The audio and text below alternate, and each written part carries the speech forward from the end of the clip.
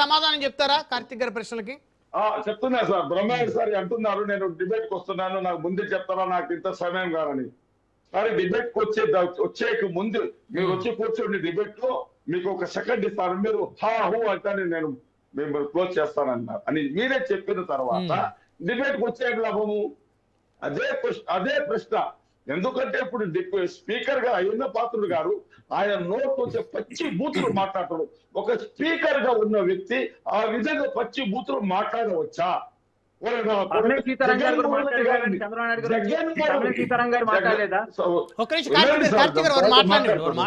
మీరు మాట్లాడు.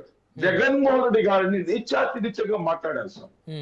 మొన్న ఈ మధ్యనే అతని స్పీకరు ఒక డప్పు వాయిద్య గారు తెల్లు చెప్ప మీద కొట్టాడు సార్. తర్వాత ఆయన ఎవరైతే దెబ్బలు తిన్నాయన ఆయన వచ్చి ఆయన కూడా చెప్పి ఎన్నో సంవత్సరాల నుంచి వాళ్ళ ఫ్యామిలీతో ఉంటున్నాం, ఏదో ఆయన మొదటి నుంచి కూడా మాతోటి అలానే ఉంటాడు ఆయన వారు మళ్ళీ చెప్పినట్టున్నారు కదా.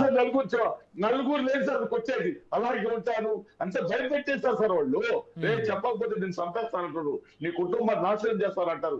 తప్పనిసరి ఏం తల ఉంచుతారు సార్ వాళ్ళు. ఇటువంటి వాళ్ళు స్పీకర్లు అవుతారా? ఇటువంటి వాళ్ళు స్పీకర్లు అయితే ఈ మన రాష్ట్రం దౌర్భాగ్యము, ఇది మన రాష్ట్రానికి పట్టే దౌర్భాగ్యము. స్పీకర్ గారు చెప్పబడండి, రేపు రాండి, మేము మీకు ఒక ప్రతిపక్ష హోదా ఇవ్వము, మీకు అంత సమయం కేటాయిస్తాము, మీరు ఎంతసేపు మాట్లాడుతంతసేపు మాట్లాడండి అని ఒక్క మాట చెప్పండి. మా నాయకులు మా ఎమ్మెల్యేలు అందరూ వస్తారు, అసెంబ్లీలో అంత చర్చ జరుగుతుంది. బీసీ ఏదైతే ఈ చర్చను తీసుకుంటే పూర్తి మద్దతు ఇస్తారు. మేము మా పక్షపాత సార్ మా నాయకుడు బీసీలను గుండెలు పెట్టుకున్న నాయకుడు. ఇంకొకతనంటుడు ఈవీఎంలు ఎందుకు జరగలేదని.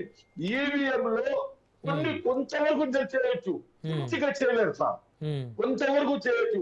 1 లక్ష ఓట్లు ఉన్నాయి, ఒక 20,000 30,000 ఓట్లు చేయవచ్చు. 1 లక్షకు వచ్చి చేయగలుగుతారా? అది కుదరని పని.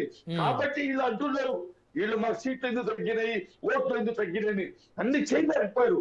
అక్కడ మైనస్ నుండి 10 దాకా పెంచారు అంతవరకే.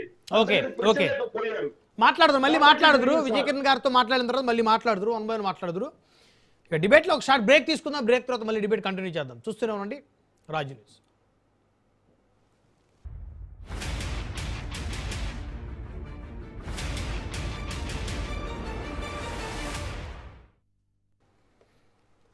Welcome back. విజయ్ కిరణ్ గారు సార్, స్పీకర్ అంటే ఎలా ఉండకూడదు అంటానికి, ఎలా మాట్లాడకూడదు అంటానికి బూతులకి బ్రాండ్ అంబాసిడర్ తమ్మినేని సీతారాం గారు. సోనియా గాంధీ గారి గురించి ఎంత నీచంగా నికృష్టంగా కనీసం స్పీకర్ అనేటువంటి సోయగుడు లేకుండా మాట్లాడినటువంటి లంబాషలు, వాళ్ళు మాట్లాడేటువంటి మాటల్ని ఎప్పుడండి మా స్పీకర్ గారి గురించి వీళ్ళ గురించి మాట్లాడటం అంటే అంతకంటే దౌర్భాగ్యమైనటువంటిది లేదు. ఇక్కడ మనం జరిగేటువంటి చర్చకి సంబంధించి మీకు అనుకూలంగా మీకు కావాల్సినట్టు ఏది కావాలంటే అది చేయాలంటే కుదరదు. వైసీపీకి బూతులు మాట్లాడటం, ఇష్టం వచ్చినట్టు మాట్లాడటం అనేటువంటి దాంట్లో చాలా పిహెచ్డీలు చేశారు. అసలు ఈ రకమైనటువంటి బూత్ రాజకీయాలు స్టార్ట్ చేసిందే వైఎస్ఆర్ కాంగ్రెస్ పార్టీ. కొన్ని సెక్షన్స్ ని ఒక టీముల్ని ఏర్పాటు చేసి మహిళల్ని కించపరచడానికి ఒక టీము, పురుషులను కించపరచడానికి ఇండియాలో ఒక టీము, అమెరికాలో ఒక టీము, యూకేలో ఒక టీముని పెట్టి ఇష్టం వచ్చినట్టుగా ఎవరు అప్పుడు ఉన్నటువంటి మీ ప్రభుత్వంలో వ్యతిరేకంగా మాట్లాడే అధికార ప్రతినిధులతో సహా నాతో సహా ఎవరు గట్టిగా మాట్లాడినా వాళ్ళకి వెంటనే బోరుగట్ట నుంచో ఇంకో గట్ట నుంచో మెసేజ్లు రావటం, ఫోన్లు రావటం, చంపుతాననేటువంటి బెదిరింపులు. అంటే ఇటువంటి కార్యక్రమాలు మీరు చేసి ఈ రోజున అసలు మాకేం తెలియదు, మేము చంటి పిల్లలో నోట్లో చాక్లెట్ పెట్టుకొని చేయడం తప్ప మాకేం తెలియదు అనేటువంటి మాటలు మాట్లాడుతూ ఉంటే చరిత్ర అనేటువంటిది చింపేసి చిరిగిపోయేది కాదు. గూగుల్ అట్ట కొట్టగానే ఇట్లా వస్తున్నాయి, 100 వస్తున్నాయి. తమ్మినేని సీతారాం దగ్గర నుంచి, కొడాల నాని దగ్గర నుంచి, నేను ఇవాళ విడుదలైనటువంటి సీదిరి అప్పలరాజు దగ్గర నుంచి, ఎమ్మెల్యేలుగా ఉన్నటువంటి వాళ్ళని, ముఖ్యమంత్రిగా చేసినటువంటి వాళ్ళని, పోలీసుల్ని మీరు తిట్టని వ్యక్తులు ఎవరున్నారు చెప్పండి? ఇటు బ్యూరోక్రాట్స్ తిట్టారు, రాజకీయ నాయకులను తిట్టారు, ఇంట్లో ఉన్నటువంటి మహిళలను తిట్టారు, పసి పిల్లలు అప్పుడే పుట్టినటువంటి పిల్లల్ని కూడా భయంకరమైనటువంటి మాటలు మాట్లాడిచ్చేటువంటి మీరు బూతుల గురించి వీటి గురించి మాట్లాడితే ఇంకంతకంటే ప్రజలకు అవన్నీ చేయటం వల్ల మనకు 11 వచ్చినాయి.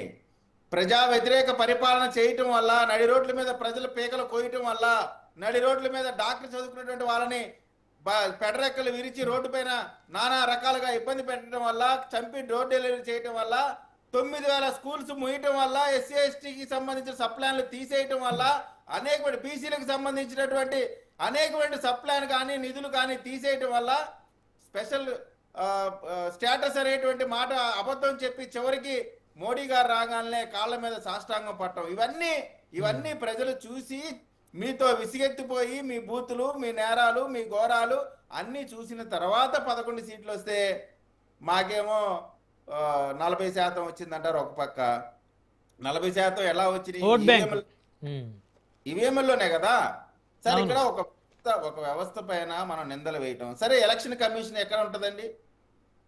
ఇప్పుడు ఎన్నికల సంఘం, కేంద్ర ఎన్నికల సంఘం ఆధ్వర్యంలో కదా ఎన్నికలు జరుగుతాయి. కేంద్ర ఎన్నికల సంఘం కదా.